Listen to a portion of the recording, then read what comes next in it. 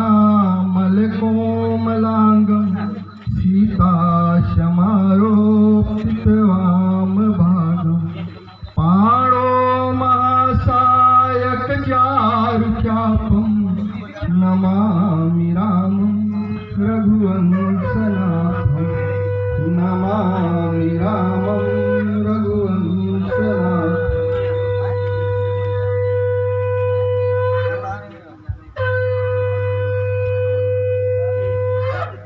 बोलिए सियावर रामचंद्र की, पवन सुत हनुमान की, हर हर महादेव की।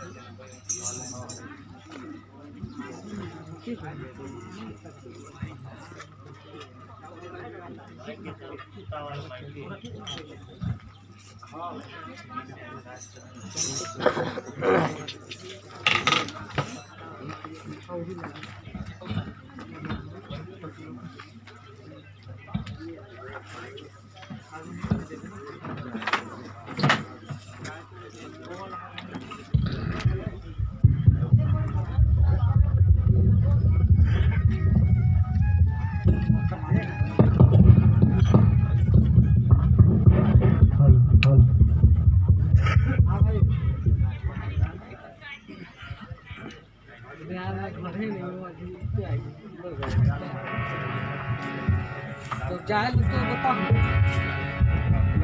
तो बस जाए वाला हाँ। हेलो चेक हेलो रुकना मत बैठे।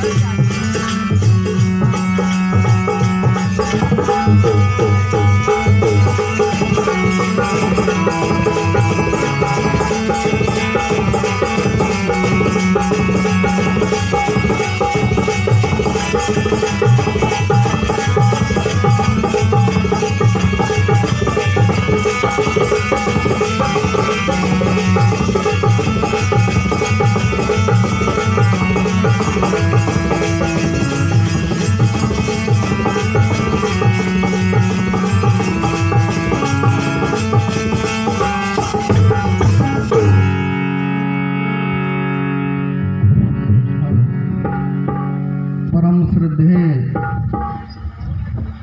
निर्णायक मंडल, उपस्थित संत समाज, भोड़िया बाबा के इस पावन दरबार में उपस्थित समस्त जनमानस, नवयुवक दुर्गा मंडल आप सभी का हार्दिक अभिवादन करती है। और आज के इस कथा प्रसंग में अयोध्या कांड के बाल कांड के कथा प्रसंग दोहा क्रमांक 58 प्राप्त हुआ है, जिसमें गोसाई तुलसीदास जी महाराज उस समय का वर्णन कर रहे हैं। यहाँ शिव शंभु समाधि लगाए बैठे हुए हैं और इधर सती जी को बड़ा पश्चाताप होता है कि मैंने श्री राम जी की परीक्षा लेकर के बहुत बड़ी भूल कर दी है। ऐसा उन्हें विषाद हो रहा है, दुख हो रहा है। ठीक उसी समय का यह कथा प्रसंग है। लीजिए प्रसंगित वाणी के माध्यम से प्रस्तुत है।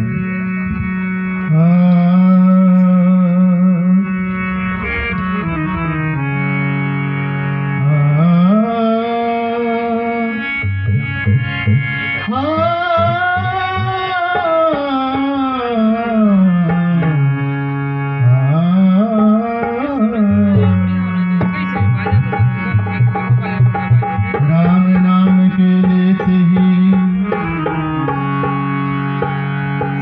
सकल पाप कट जाए, जैसे रवि के उदय से अंधकार मिट जाए। सती बसहि कैलाश तब अधिक सोच मन माही, मरम न को जान कछु, जुग सम दिवस सिराई। बोले सियावर रामचंद्र की जय, बोले उमापति महादेव की जय।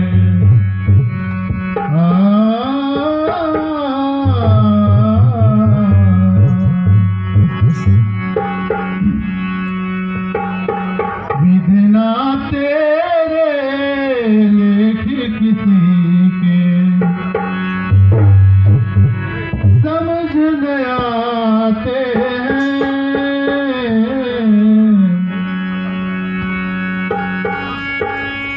प्रभु श्री राम की लेके परीक्षा सती पछताते हैं। विधना तेरे लेख किसी के, विधना तेरे लेख किसी समझ न आते हैं। प्रभु श्री राम की लेके परीक्षा सती पछताते हैं।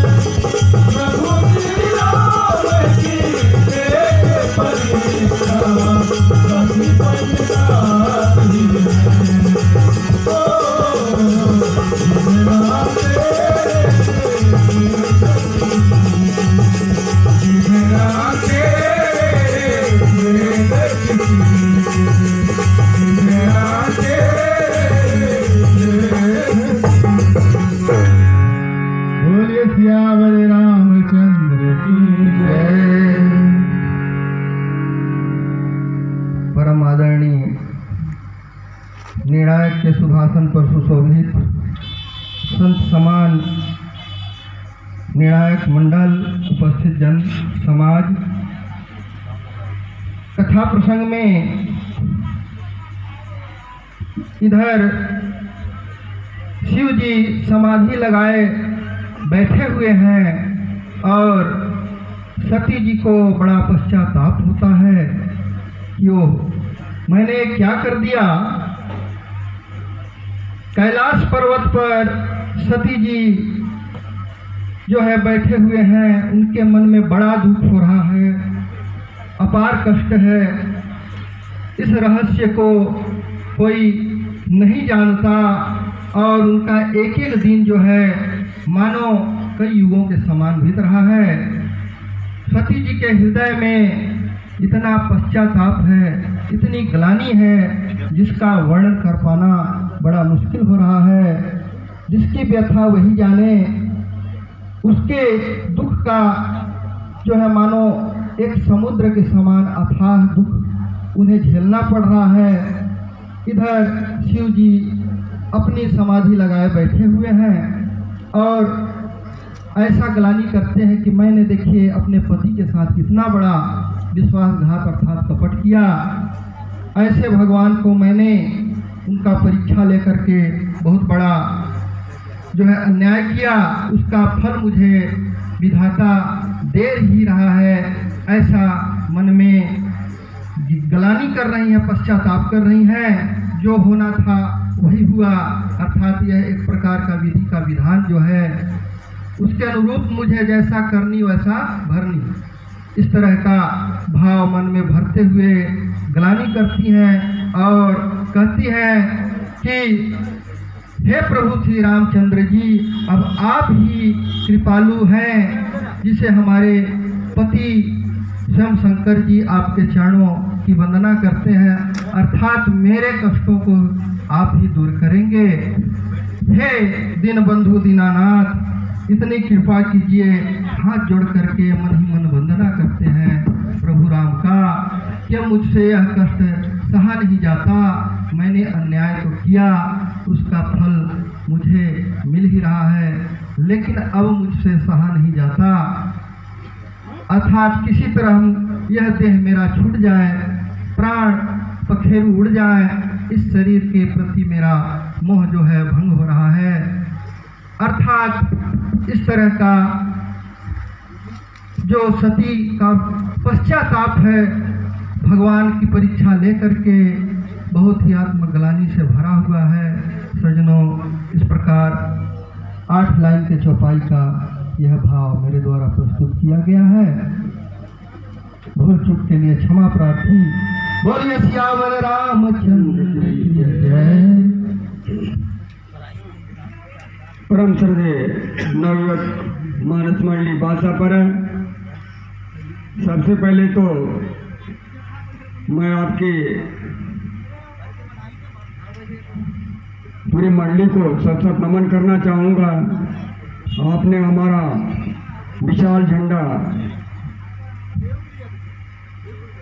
उठा करके बीड़ा उठाया है, उसके लिए हम पूरे समिति वाले आपको धन्यवाद देना चाहेंगे। हमारे इस मंच पर आप पधारे हैं, आपको सत नमन। प्रसंग की ओर बढ़ना चाहते हैं। दूसरा पंक्ति है, मैं जो किन्न रघुपति अपमाना, पुनिपति बचन बिखा करी जाना। सती महारानी कहती हैं कि मैं राम का अपमान किया और पति के भी वचन को नहीं माना। उनका ऐसा क्यों विचार आया? वो तो सती महारानी है, दैवी शक्ति है, फिर भी भगवान राम का उन्होंने अपमान किया और पति के वचन को भी नहीं माना। ऐसी क्यों घटना घटी?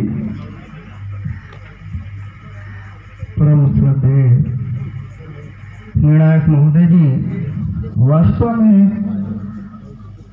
सती जी को एक प्रकार का बड़ा ही मोह हो गया प्रभु को देख करके कि भला यदि ये वास्तव में ब्रह्म होते राम जी तो फिर इस जंगल में क्यों भटकते, और सर्वज्ञ होते अर्थात प्रभु ब्रह्म समान होते श्री रामचंद्र जी फिर अपने पत्नी के वियोग में इस तरह क्यों भटकते। ऐसा देख करके उन्हें बड़ा संदेह होता है। ऐसे राजकुमार जंगल जंगल भटक रहे हैं जिन्हें स्वयं देव में महादेव उन्हें प्रणाम कर रहे हैं, तो एक प्रकार का संदेह हो रहा है। दूसरा कारण मेरे ऐसा क्यों संदेह हुआ, ऐसा गलती कैसे कर डाली कि वो संदेह कर बैठी। एक ईश्वर की पत्नी है, वो भोलेनाथ की जो परम सत्ता की पत्नी है, और वो स्वयं परम सत्ता है, वो जगत जननी है, फिर भी वो ऐसे कैसे भ्रमित हो गई। अब क्यों भ्रमित हो गई कि वो राजपुत्र समझ लिए, जैसे सच्चिदानंद कह रहे हैं।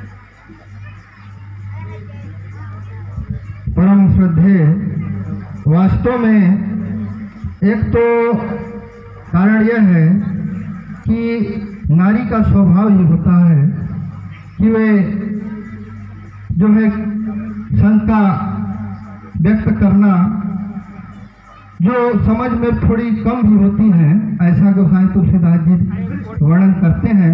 सती हृदय अनुमान किए सब जनायु सर्वज्ञ कि न कपटू में संभूषण नारी सहज जड़ अज्ञ। इस तरह का वर्णन किए हैं दोहा क्रमांक 57 के माध्यम से। पहला कारण यह है। दूसरा महोदय कि जिस समय कुंभज ऋषि के आश्रम में कथा सुनने गई थी सती जी शिव जी के साथ, तो उस समय जो प्रसंग चल रहा था प्रभु सीता के वियोग में जो भटक रहे थे, उस समय वो सो गई थी जिसे वह सुन नहीं पाई। तो यहाँ भी एक शंका होता है मेरे अध्ययन। क्या बोले, कुंभज ऋषि के यहाँ जो कथा चल रहा था तो शिव जी के साथ सती भी गई थी कथा सुनने के लिए, और वहाँ जब प्रभु श्री राम जी की सीता का हरण हुआ था और सीता के खोज में जो वन वन भटक रहे थे, उस समय का जो प्रसंग सुनाया जा रहा था, तो उस समय सती जी सो गई थी। ये सती श्रवण नहीं की, सती गई ही नहीं। कुंभज ऋषि के यहाँ सती नहीं गई, इसलिए उनको भ्रम हुआ। यदि ये कथा सुन ली होती तो भ्रमित वही नहीं होती। जब जा रहे हैं तो जगत जननी भवानी कही है, अब वहां से जब निकल रहे हैं तो दक्ष कुमारी हो गई है ना, घट गई, नीचे आ गई। जब वहां जा रही थी संग सती जगत जननी भवानी, संग में सती जगत जननी भवानी, विदा होते समय दक्ष कुमारी हो गई, जब जननी भवानी से नीचे आ गई। यही कारण है, ठीक बात है ना। अगर वो कथा कुंभज ऋषि के यहाँ शंकर जी के साथ सुन लिए होते तो भ्रम नहीं होता। ठीक है, वही भाव है। संतुष्ट है ना। जी जी जी। चलिए मानस परस को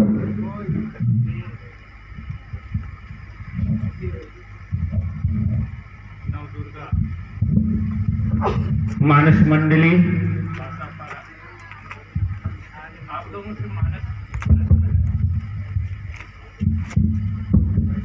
लोगों से मानस प्रश्न है कि जब राजा प्रजापति दक्ष के यहाँ यज्ञ हो रहा था तो सती जी को निमंत्रण नहीं दिए, जबकि उनकी पुत्री थी, उनको क्यों नहीं बुलाया गया वहाँ यज्ञ में? परम श्रद्धे, बड़ा अच्छा प्रश्न रहा है। वास्तव में दक्ष प्रजापति के यहाँ जब यज्ञ होता है तो दक्ष प्रजापति सती को तो बुलाना चाहते थे, परंतु अपने दामाद शिव जी को नहीं बुलाना चाहते थे, और इसी कारण से सती को भी एक प्रकार का निमंत्रण, चूंकि निमंत्रण किसी के घर में जाता है और घर का मुखिया पति ही होता है अर्थात उनके दामाद, जो शिव जी को निमंत्रण नहीं था तो एक प्रकार से सती को भी निमंत्रण नहीं था। मेरे हिसाब से, या क्यों निमंत्रण क्यों नहीं दिए थे, इसको थोड़ा सा स्पष्ट कर दीजिए। इसका एक दृष्टांत है महोदय। एक बार जो है दक्ष प्रजापति यज्ञ में गए थे और वहाँ शिव शंभु साथ में उनके गण और भी अन्य देवता थे। जहाँ दक्ष प्रजापति के पहुँचते ही सभी खड़े होकर के उनका अभिवादन किए, परंतु शंकर जी खड़े नहीं हुए। तो इससे उनको बड़ा अपने आप में लज्जा या जो भी है अपमानित तो होना पड़ा, जिसके अपमान का बदला लेने के लिए वे भी बड़ा यज्ञ करते हैं और शिव जी को नहीं आमंत्रित करते हैं। मेरे लिए बहुत सुंदर आप बताए। यज्ञ ब्रह्म सभा था, जी चौपाई में भी ब्रह्म सभा। हम सब दुख माना ते ही जी करे ही अपमाना। जी हाँ, जहाँ पर अपमान हुआ था वहाँ ब्रह्म सभा था। बाकी जी हाँ, कुल मिला के अपमान का बदला अपमान के रूप में। चलिए, बोलिए सियावर रामचंद्र की जय।